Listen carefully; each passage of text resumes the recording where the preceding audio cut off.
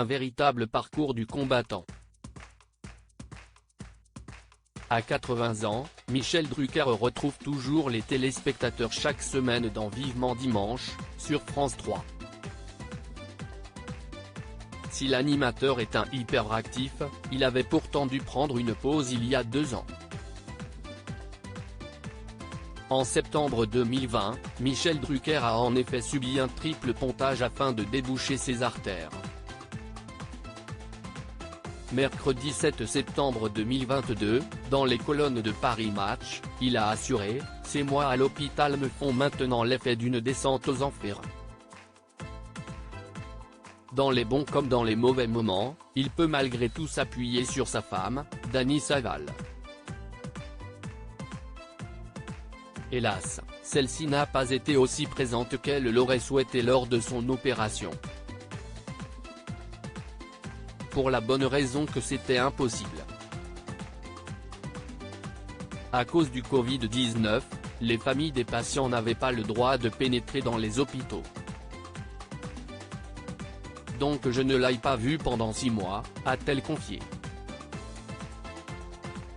Assurant avoir été sereine durant l'hospitalisation de son mari, Dany Saval a expliqué, c'était son frère, Jacques Drucker, médecin lui-même, qui parlait au médecin.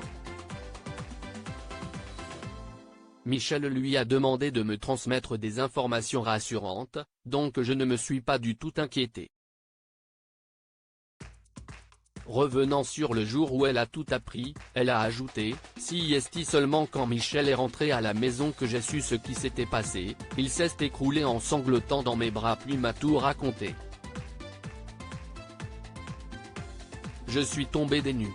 J'avais aveuglément cru ce qu'on m'avait dit. » Aujourd'hui, Dany Saval estime que son mari a voulu la protéger et ne considère pas être son pilier. On est deux, mais l'un ne va pas sans l'autre, a-t-elle fait savoir. Depuis toujours, celle-ci est attentive à l'état de santé de Michel Drucker. Pour Gala, l'animateur avait déclaré à propos de son retour à l'antenne « Ma femme pense que je suis maso. Elle me dit, après tout ce que tu as encaissé, tu as besoin de cette fatigue et de ce stress ?» Les médecins de Michel Drucker ont été inquiets en juin 2021, dans les colonnes du Parisien, le professeur Albert Agege, qui a opéré l'animateur, avait fait savoir, l'opération comportait un risque à 2 chiffres, ce qui est beaucoup. On avait d'ailleurs évoqué ce qu'on devait faire en cas d'état végétatif au réveil. Il avait ajouté ensuite, j'avais la pression sociale, évidemment. Mais une fois au bloc, si est un patient comme un autre.